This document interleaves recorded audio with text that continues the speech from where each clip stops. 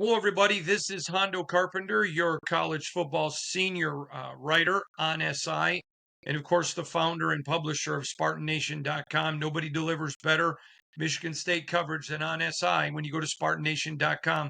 Joined by close, not there yet, but close to our 20th year, the great Jonathan Shop, decorated journalist, Spartan himself, and now a highly respected attorney in the Atlanta Buckhead area that joins us each and every week to talk Michigan State. John, Michigan State goes to Lincoln. Now, in the interest of absolute fair disclosure, I fully expected Michigan State to lose this game.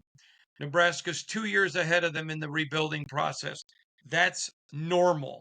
So to me, there's no shame in losing this game, but there were some things that came out of it that I found concerning. Give me your thoughts on the game. Going into it, I thought if Michigan State has a good day, they're going to have a chance to win. I took a little more of an aggressive line than you did. Unique because both were coming off of the bye. I got a lot of concerns. This was about as bad a look off a bye week as I can remember. Let me tell you what happened in this game. I know the folks out there saw it. Michigan State went out and laid an egg. They laid an egg. Somehow they picked the egg up, and then they fumbled it away again, unfortunately, when they fumbled the kickoff. Coming out of a bye, I thought this was a bad look. They looked sluggish. They didn't look prepared. They've got some special teams issues that are alarming. That is an alarming performance, windy or not. This was a really bad look. It looked like 2 6-6 teams out there, to be honest with you. Teams that look like they're going to win about 6 games. The problem for Michigan State is they picked up the egg that they laid, and it looked like they were running with it, and everything flipped when they dropped that kickoff, unfortunately. And then you've got a very desperate Aiden Childs playing his tail off, but taking way too many hits and circling around to what we talked about a couple weeks ago. Aiden Childs can't be your leading rusher if this team and this offense is going well. Yeah, it's greatly concerning. I'm going to ask you this. When it was clear that Aiden Childs was roughed up physically, was there any part of you that says, listen, this is a game you should probably lose? You got a long season. Milosevic, and I know I'm pronouncing that wrongly, has done some things. All right, Aiden, go take a seat on the bench, and we're going to live for another day. What did you think? What would you have thought of that? This is such a swing game for Michigan State if they win it. I didn't think that they needed to go ahead and sit him down before they did. You can understand why they went for it on 4th down when they did. The special teams is a disaster, not ready to play. So what are you going to try to kick a punt and then have it completely end the game? I didn't have a problem with it. I do have a problem with the schedule that's coming up, really. Look, let's be honest. They're getting UCLA at the exact perfect time. UCLA is playing early after the biggest upset of the year, arguably so far. I think they're going to handle UCLA. I think it should be a very big week for Michigan State. I don't know anything, but I'm looking for some massive announcements from Michigan State that I think should be coming this week. Because after that, it gets very difficult, very fast. And what you have is a team that's going to be struggling to get bowl eligibility and qualify for 6 wins. Because of that, Hondo, I didn't have as much of an issue with letting Childs keep on going. Neither. I just wanted to present that because there were people critical, and I agree with you. Yeah, I mean, and it's okay to be critical. You take that bigger picture. When you look at the schedule and how big a deal it is, you can understand it. The one thing that I can't understand that I want to get more information on is there are quarterbacks like Childs now who have gone away from the knee braces. And it's an interesting decision. I guess they think the science and recovery is so good. It just seems to me like a big risk. But we saw some incredible running by Childs today. We saw obviously some incredible running in the UCLA game as well. No braces. So this is a current thing. Does it make him more susceptible to injury? Hopefully not. I tell you what does, getting knocked around as many times as he did. So Childs has to get healthy fast. He should have a better day against UCLA. It's going to be very important for them to bounce back because the schedule ahead is brutal.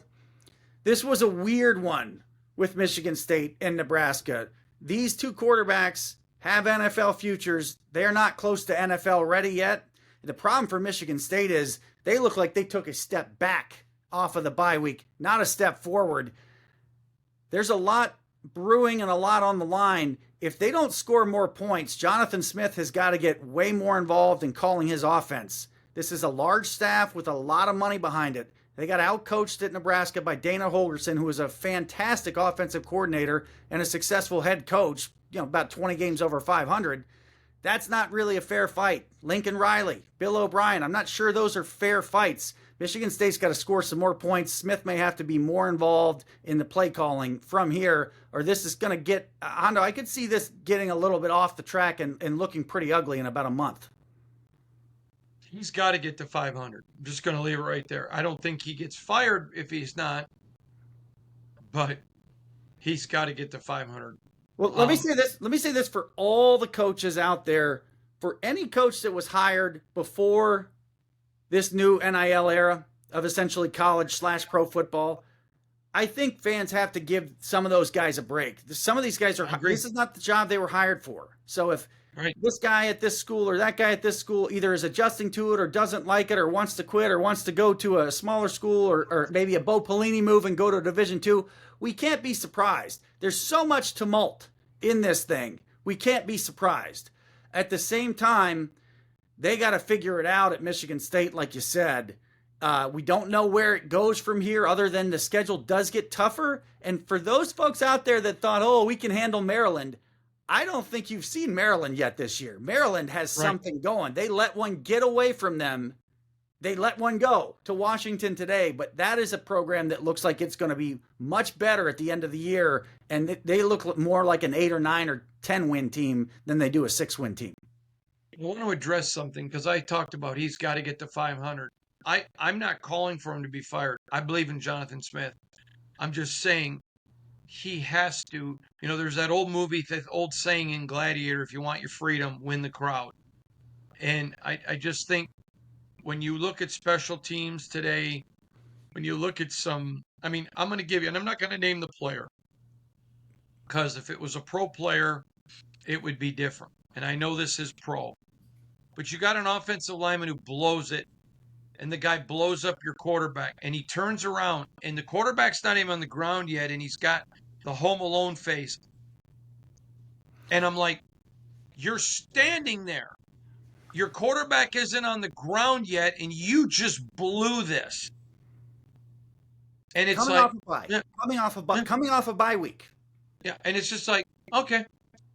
No, get your butt on the bench. Yeah. There's nothing wrong. There's nothing wrong with getting beat. That happens. But when you don't even chase after your guy and it's not good. You go home alone? Listen, we're not naming the kid because I'm not picking on him. That tells me of a team that was not ready for the moment. And this is the first time since Jonathan Smith got hired that this team didn't look ready to me. And again, we're not naming the kid because we're not picking on a college kid. I could go through and name probably 4 or 5 times today where the team did not look ready. Listen, it is a rebuild. Let's not pretend this is an incredibly talented team. This is why I said my expectation was 6 wins.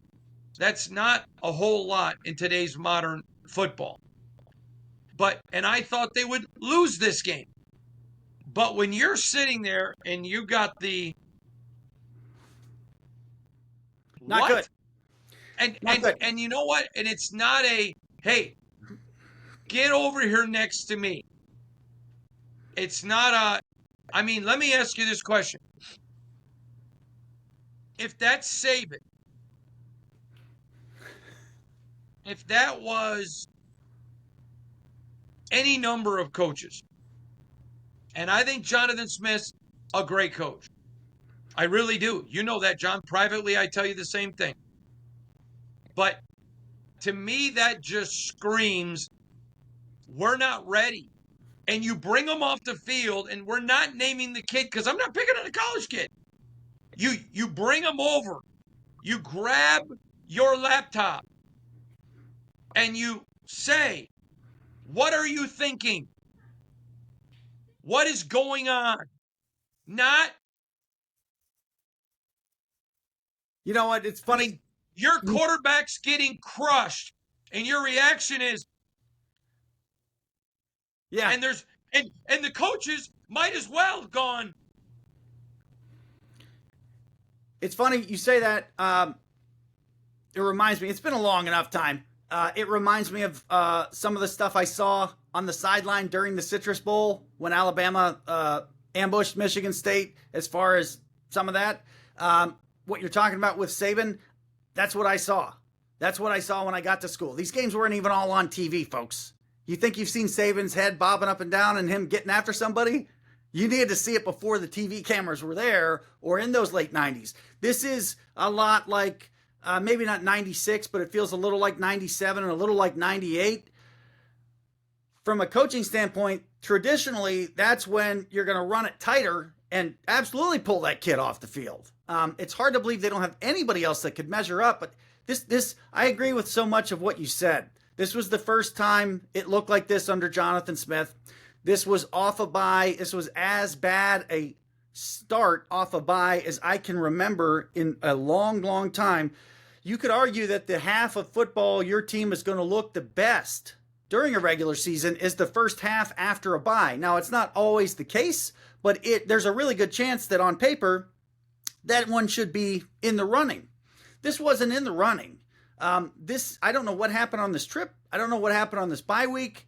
I don't know exactly what it is other than hopefully some difficult growing pains. But if you're Jim Michalczik, you're going to be on the plane like, what happened here? There's a disconnect with what was coached, maybe what was at practice, and what traveled. They got to figure out why that is. They got to see a little bit of, you know what really surprised me, Hondo? For those folks that were up late enough, like some of us, to watch the second half of the Southern Cal game, Michigan State got back in that game by running a whole bunch of counters that Southern Cal had no answer for. Everybody went one way, the running back cut the other way, and they ran the ball quite well. We didn't see that anywhere here. Now, that might have been because of Nebraska alignment adjustments to cut it off.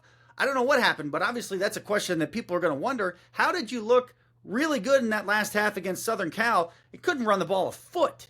Big problems if you can't run. Obviously, you want to talk about people teeing off on Aiden Childs. That's exactly what they're going to do.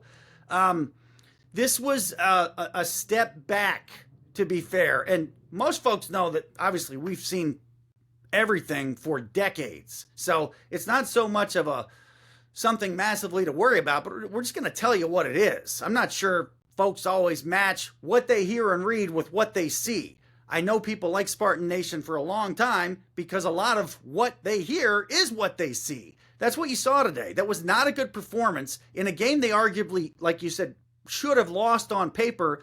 They somehow nearly threw up all over the place, cleaned it all up, and had a chance to win it. They had all the momentum. We will never know what happens without that massive foul up. And for the love of God, the special teams organization starting on this trip home has got to be resetting the deck. That was an abominable performance. Really hard to excuse. The win is not an excuse. They were confused. They were taking flags early, often, critical play of the game. You talk about special teams so often as what do we do to make sure it's not a harm? Now, at Michigan State, especially in the kicking game, it's been a plus historically. That's why there's trophies named after Spartan kickers. This was one of the worst special teams performances we've seen since a couple of the Dark D'Antonio days.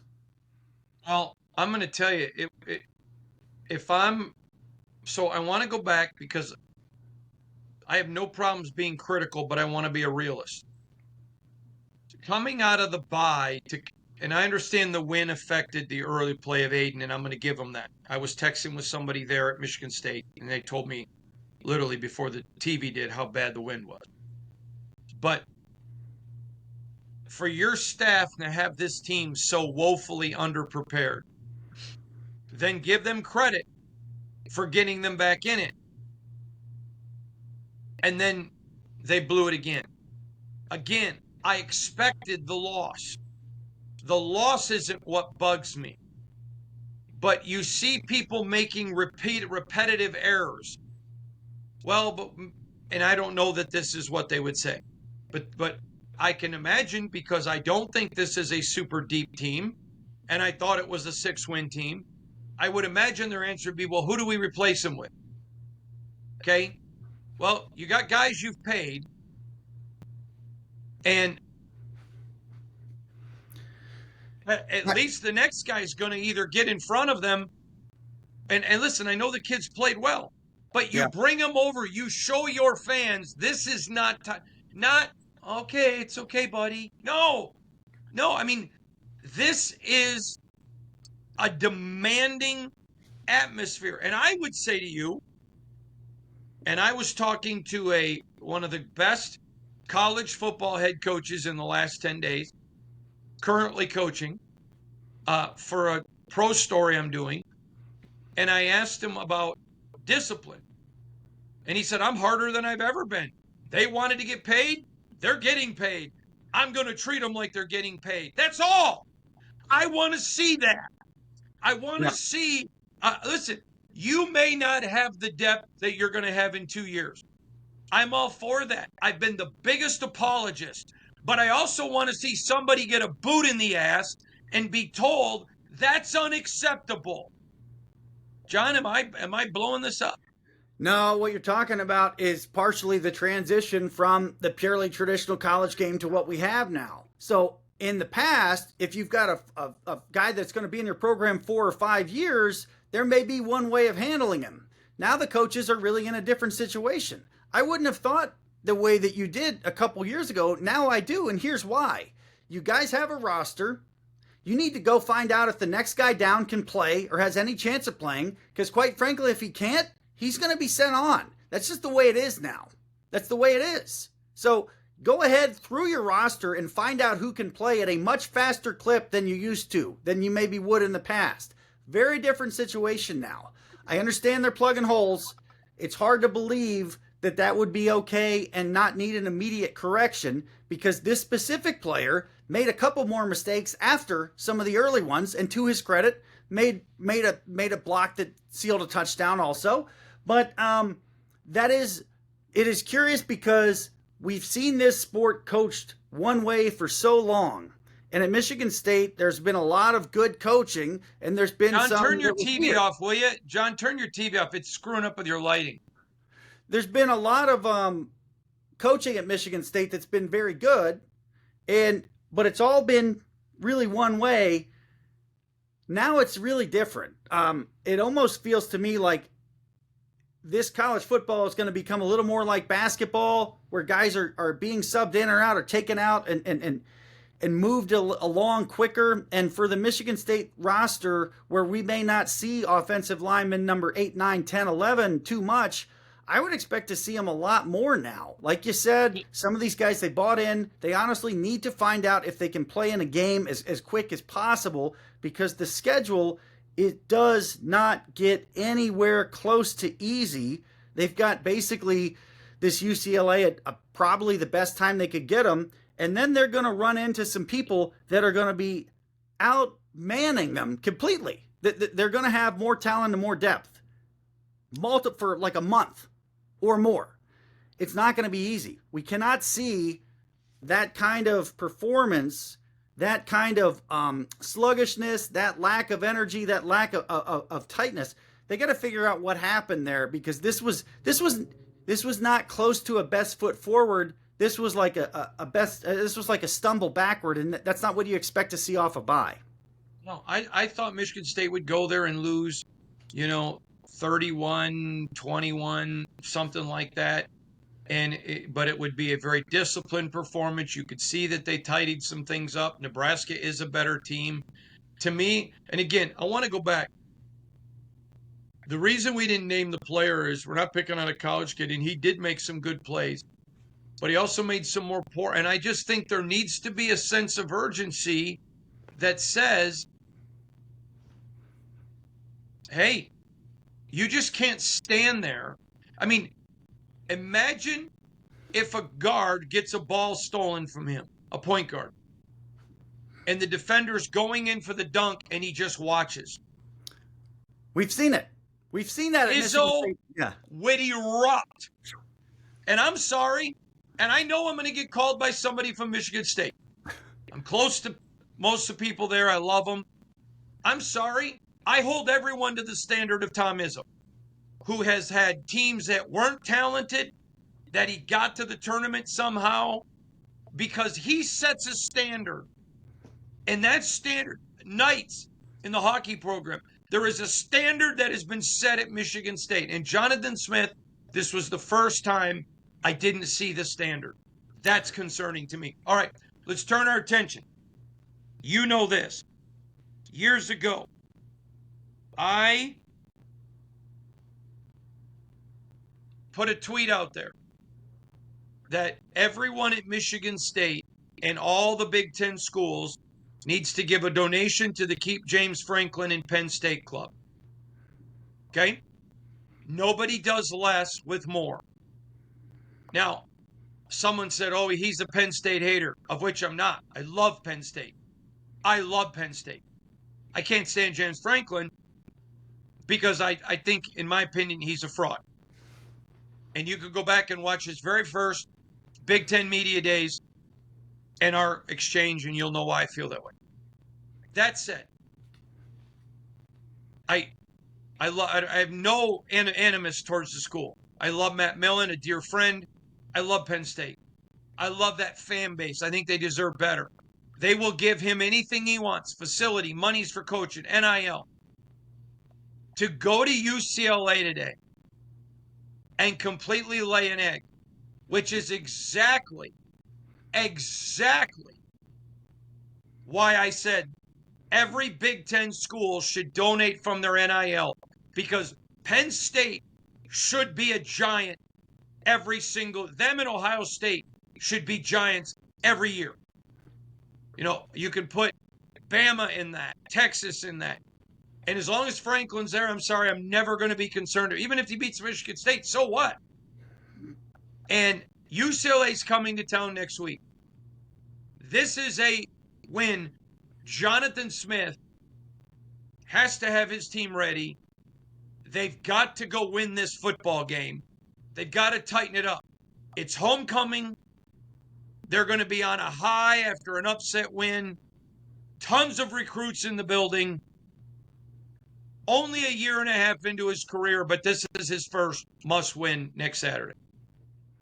I agree with you on many fronts, including the remarkable egg that Penn State laid, the crazy story of Rick Neuheisel's son calling the offense in UCLA, and for the young folks at home, UCLA's realization that they had to keep scoring in order to fail in the end. That's what they had to do. They had to keep scoring. They couldn't pull up. They knew that, and they barely got away with it. It was an all-timer. And yes, we wonder out loud if Penn State's going to spend $500 million on their stadium and around it, and now we're in an era where Bill Belichick came into college football. I don't think the same group of people interested in Penn State's head coaching job from 10 or 15 years ago are going to be the same the next time it's up. I think the ante is going to go up a good bit when that time comes. And you do sometimes the last wonder. thing anybody in college football should want. Yeah. The last thing. And you do wonder. You do wonder sometimes, is the big stage too big for James Franklin? I don't know. He gets bailed out here because they still have a shot to make the playoff, but they may end up a 2-loss team or more. So don't think that this is no big deal. This is a big deal. This Saturday is they're going to lose again. It's James Franklin. Yeah, I mean, it sure looks like it. It looks like, I mean, they may lose 2. Well, wait a minute. They might not, because I don't think they're going to make the playoffs. So, but my point to you, Johnny, is this, is that UCLA got a huge emotional win. Yep. And God bless them. Good for them. God bless Martin Jarman, their athletic director of Spartan. But Michigan State at home, homecoming, needing to get the alumni base fired up, all those recruits in-house. This is a major deal next weekend. And it's early, too. It's early. So the idea of catching them sleeping a little bit, it's in the air. This is a big deal. It is a must win. I don't even think we've seen one game where everything has really come together under Jonathan Smith yet. I mean, like really come together. We've seen really good flashes at times. It's a huge one. It is a must win. It's a very big week for Michigan State football under Jonathan Smith. Everybody in that building, I'm sure they got to work on the trip home. My concern would be if there were some coaches flat out in shock at what they were seeing. That would be a bad sign. The wagons here have to be circled within a number of days. They need the best performance under Jonathan Smith and a very convincing win against UCLA for the homecoming game to get another step up the rung. If they don't, you're talking about a slide down that is going to be difficult.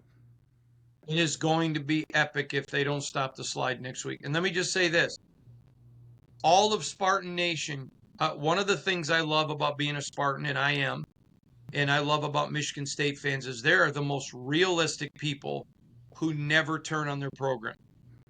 They would have been disappointed, but not angry with a loss in Lincoln today. But it was the way they lost, and I think I can speak for all of Spartan Nation after watching that.